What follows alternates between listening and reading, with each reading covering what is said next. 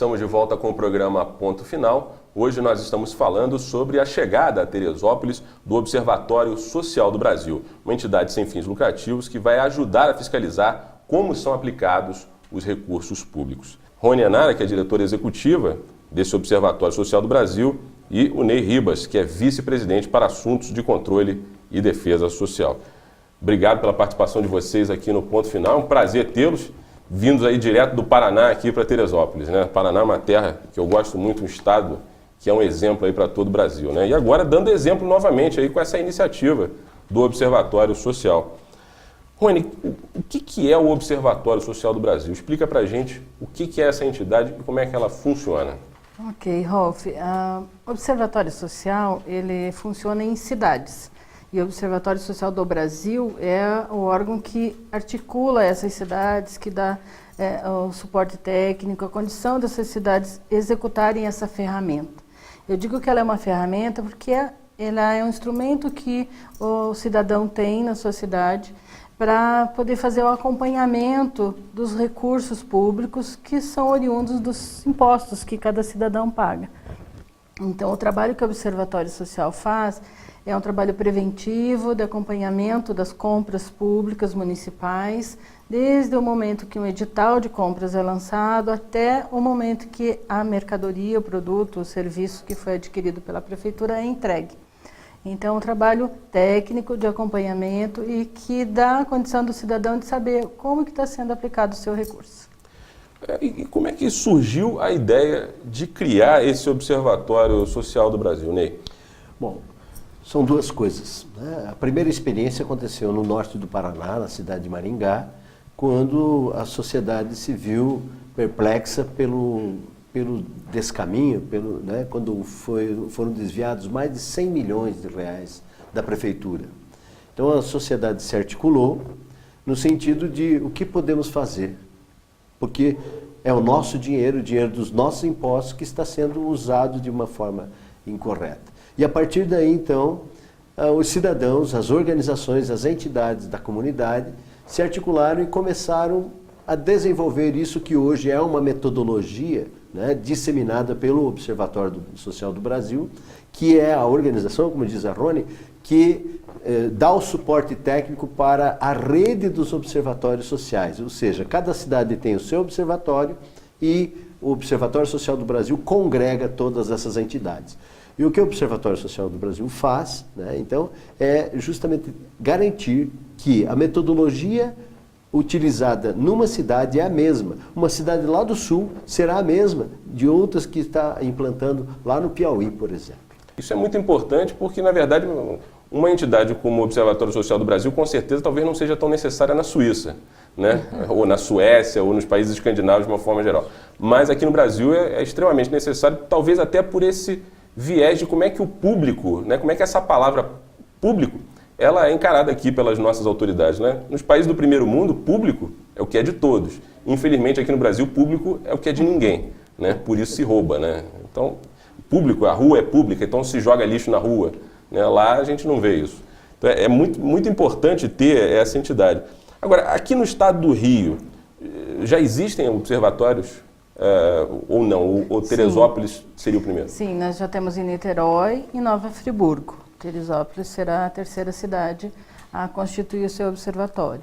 Já outras cidades também já se mobilizaram, mas concretamente Nova Friburgo e Niterói que estão atuando e agora Teresópolis que está começando a discutir e a tratar dessa iniciativa que acredito que vai ser bem interessante para toda a cidade. Em quantos estados, em quantas cidades já está presente aí o observatório? O Observatório Social já está presente em 15 estados. Estamos prestes a ter mais 2 estados, que é Minas Gerais e Roraima, né? Boa Vista, Roraima, e são 85 cidades. Neste momento nós temos 19 cidades, incluindo Teresópolis, onde todo esse processo de amadurecimento, de discussão da comunidade está ocorrendo para a implantação. Então nós deveremos fechar o ano aí em torno de 100 observatórios sociais pelo Brasil. Isso em quanto tempo que existe o observatório? Desde 2006. Então, um crescimento fantástico, né? Quer dizer, de 2006, em 8 anos, Sim. já tem essa quantidade imensa de cidades e estados aí participando. Mas é importante nós dizermos uma coisa, Rolf. O Observatório Social do Brasil não está interessado em disseminar quantidade de observatórios sociais. Por isso ele está em fase de implantação, de transformação em franquia social, para que nós tenhamos a garantia, né, de que cada cidade estará utilizando a mesma metodologia, com os mesmos procedimentos que são defendidos pela rede dos observatórios sociais. E nisso a gente tem muita coisa importante a dizer para a comunidade, para que o cidadão possa compreender como é que é essa metodologia. E quais são os resultados? Isso é uma coisa importante, quer dizer, ao longo desses 8 anos de atuação do Observatório Social, quais são os resultados na prática, até em termos de economia desse gasto público que vocês fiscalizam, aí, que vocês ajudam aí a que a população tenha noção, com transparência, de como é que esse dinheiro está sendo empregado? O que em termos de resultado vocês vêm conseguindo aí ao longo desses 8 anos? Olha, eu posso falar pela minha cidade. Eu sou presidente do Observatório Social de Ponta Grossa, no Paraná, e na nossa cidade, só neste ano, no primeiro quadrimestre, a Prefeitura lançou 60 milhões de compras em editais. Desses 60 milhões, o Observatório Social, acompanhando apenas 22,3%, o Observatório Social conseguiu chamar empresários para a mesa de negociação, né, mais licitantes, mais empresas concorrendo, e desses 60 milhões nós conseguimos contribuir com a economia de 22 milhões de reais. O município economizou 22 milhões apenas com a oxigenação do processo da licitação. Ou seja, aquilo que a prefeitura pretendia pagar 60, passou a pagar só 38.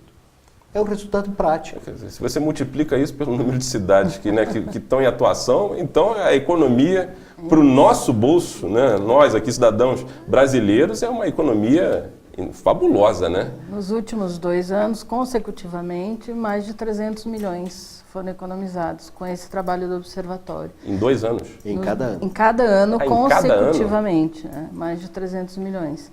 Ainda é pouco, né? Diante do que a gente vê de possibilidade, né? De redução de valores. Mas isso é uma coisa importante a gente dizer também. Esses são dos procedimentos licitatórios efetivamente acompanhados. Porque tem muitos procedimentos que o observatório intervém, né, e eles acabam não acontecendo. Mais um exemplo da minha cidade. A prefeitura lançou edital para compra de suprimentos de informática, né, muito pesados, no valor de 535 mil. O Observatório Social fez análise técnica e entendeu que aquilo estava muito alto e que talvez nem fosse necessário. A prefeitura recebeu, acolheu e suspendeu o processo. Então, foram 535 mil reais que nem sequer houve a licitação, não houve o gasto. Esse valor a gente nem computa nessa contabilidade. Realmente, olha, só de ouvir isso já, né, parece que a gente está diante de uma nova realidade em termos de, vamos dizer, até de cidadania. Perfeito. Não é? Porque eu acho que talvez seja esse o grande passo que o nosso país, de uma maneira geral, precisa dar para que realmente haja essa integração. Porque não é aquela coisa só de eu voto naquele determinado dia e esqueço quem eu votei e depois, daqui a 4 anos eu volto, né? E depois fico reclamando a vida inteira de como é que está a situação da minha cidade. A gente eu acho que esse é um passo. Rolf, a gente parte do pressuposto que a prefeitura, o governo do estado, o governo federal é uma empresa pública. Sem dúvida. Nós, cidadãos que pagamos nossos impostos, somos os acionistas dessa empresa. Então, agora, nas urnas, a gente vai contratar o gerente, né, para gerenciar a nossa empresa. Então, nós precisamos ter o mesmo cuidado que nós teríamos com uma empresa nossa para contratar esse gerente, o perfil profissional desse gerente, nós precisamos ter com o gerente da empresa pública que nós vamos eleger. Só para a gente encerrar esse bloco, que a gente já passou bastante, ainda tem muito assunto para tratar nos outros blocos, uma coisa que eu sempre digo, o dia que o Brasil, né, no futuro, não só o Brasil, né, mas outros países, não precisarem mais da democracia, mas sim da meritocracia, né, aí a gente vai ter uma outra realidade, né? Porque, na verdade, você já pensou se para as grandes empresas, em vez de haver concurso, né, fosse na base do voto, você escolher para o presidente ou os funcionários, o corpo funcional, não, vamos eleger, em vez de fazer um concurso para escolher os melhores, talvez o melhor fosse realmente, né, ter ali uma análise do currículo de quem vai estar gerindo ali aquela determinada cidade. Perfeito. E aí a gente teria, né, boas empresas, né, como cidade também. Bom, nosso tempo nesse bloco já terminou. No próximo bloco eu quero saber de vocês como é que funciona na prática, assim, como é que é essa fiscalização que o Observatório Social, né, faz para que esse dinheiro realmente não seja gasto dessa forma como vem sendo gasto na maioria das cidades.